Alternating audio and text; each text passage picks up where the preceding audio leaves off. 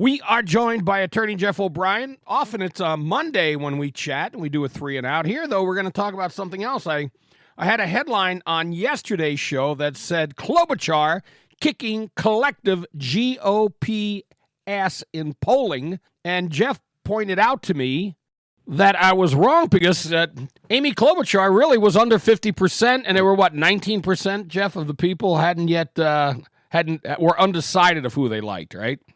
Yeah, I think in some of them there was, I don't know if it was 19. I think I saw something like 15, 16%. But there were KSTP polls, and they focused on, she's leading all of the Republican candidates by double digits. And there was some of us that looked at those polls and said, wait a minute, she's under 50% in a lot of those against a lot of those candidates, most of whom are unknown at this point. And the one that really stuck out was the poll with Scott Jensen, where she's at 49% with 16% not sure.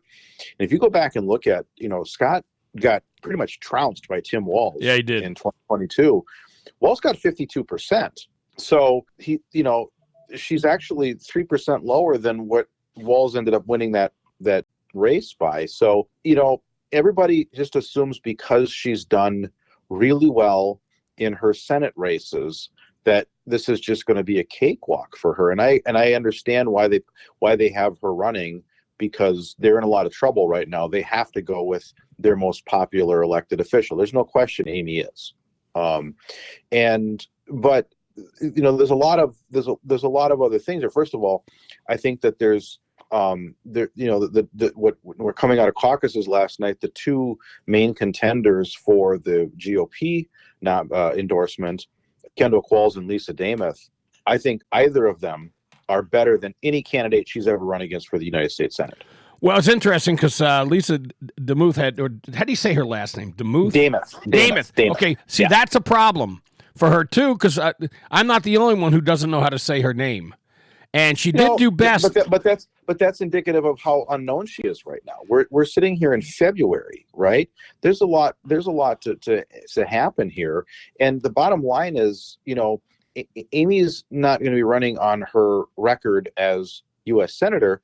She's going to have to go out there and defend Tim Walz's record as governor or explain how she's going to be different. And I don't think that, we saw that in the presidential race with Kamala Harris. That's not an easy pivot.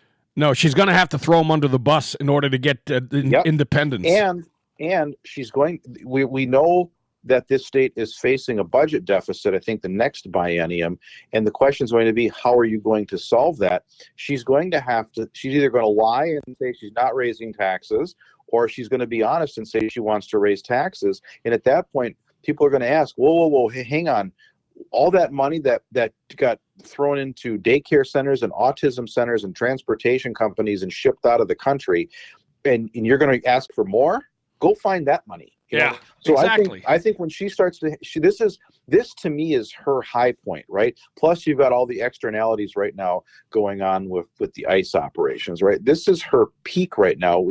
She's just going straight on name ID. The sentiment in the state, at least in the metro, is very much against the Trump administration, and she hasn't announced any policy positions. And I think, I saw a clip of Lisa on a news show, and she said, she is. It doesn't matter which Democrat is running; they're running as Tim Walz's third term, and they're going to and until they differentiate themselves. And she's going to have to on her no ICE in Minnesota position, she's going to have to explain why 20 years ago when she ran for the U.S. Senate for the first time, why she was for a border fence and now she's enforcing immigration laws. And I say this as someone who supported her the first two times. I thought she was her pre-Trump Amy was a good senator. Well, I voted for her because on a personal level I liked her. I didn't have to work for her because we've heard all those stories about people who work for her, but I liked her. I've dealt with her a few times and she's always been pleasant, but Me too. I'm not on her staff. Yeah. All right. Now, here's the thing about it. It really is a two-person race to me for the Republicans because Demuth, see, I got it right there, and Kendall Qualls, I wouldn't say lapped the rest of them, but Jensen is a non-factor in this thing. Lindell was, I think, third. I don't think he's a factor.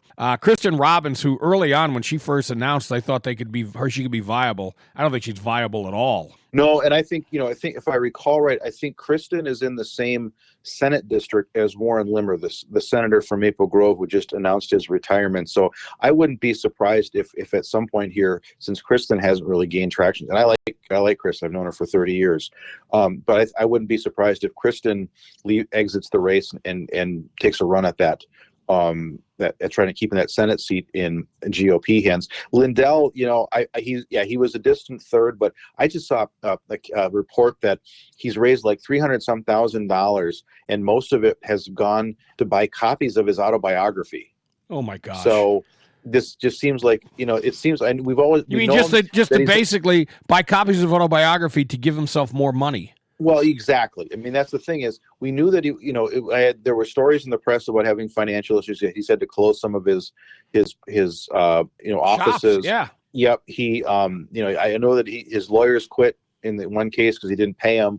So you have to wonder, is this just a grift that he's running, trying to replenish his coffers by getting? He's not going to be the nominee. So. And what would not surprise me, though, because he has not announced or named anyone yet, Kendall Qualls does not have a running mate, and Dameth does. So I'm wondering if he may talk to Robbins about being a running mate. Any number of things can happen. The other thing is, who is the big Royce White? But who is the big challenger for the GOP to run for the Senate? Oh, it's Michelle Tafoya. Well, I know. Besides Tafoya, I wasn't sure. But is there anyone else? There's some other first time candidates. There's one guy running is like a farmer from someplace in Minnesota. Another one is another Navy guy or whatever. But Michelle was recruited by Senator Tim Scott from South Carolina, the chair of the National Republican Senatorial Committee. So there was, I went to precinct caucuses last night, Bob. It's the first time I went in 25 years. The first of all, we got started 15 minutes late because of all the new registrations, and everybody in the room kept saying the turnout last night was higher than it was 2 years ago in a presidential year. Wow. So was the Senate affected by this, or just state races? Well, this was just this. Well, they didn't take a straw poll for United States Senate. It was, but we did a show of our room. Our convener did a show of hands, who's supporting whom, and she went through the names, and Michelle had a vast majority of the room. So what I gathered last night is Republicans are tired of losing. They recognize that they have not put up electable candidates in recent years, and they understand that they have to put candidates up that appeal to more than just the base. And if they want national attention, they're going to have to put up more electable candidates like a Michelle Tafoya for U.S. Senate to get national money in here. So, there was a lot of enthusiasm. I hear there was a lot of enthusiasm on the other side too.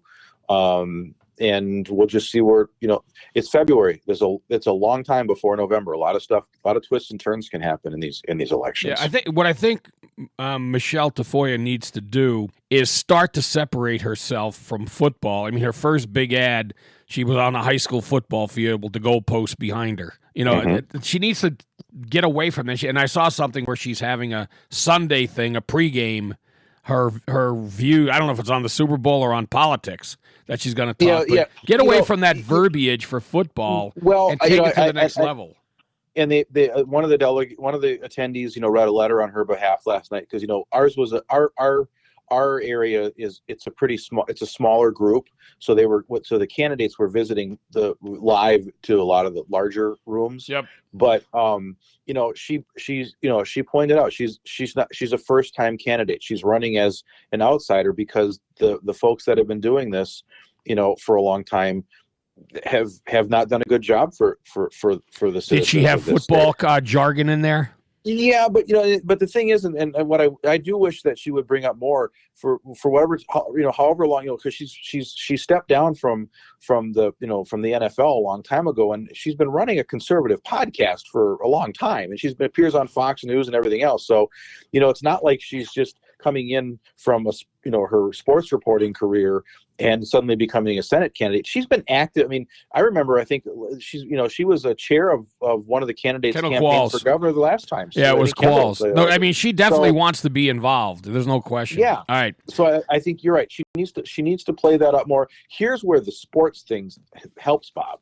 When the issue comes up of biological males and women's sports, she's been all over that issue, and she's got some, obviously being around the sports world for a long time. Yeah. She's got some expertise in that. So I think, and that's an 80-20 issue for Republicans. No, so I think that's where her background really helps her. Well, we'll see where it all plays out. Jeff O'Brien, thank you so much. We'll take a quick break. The BS Show will be right back.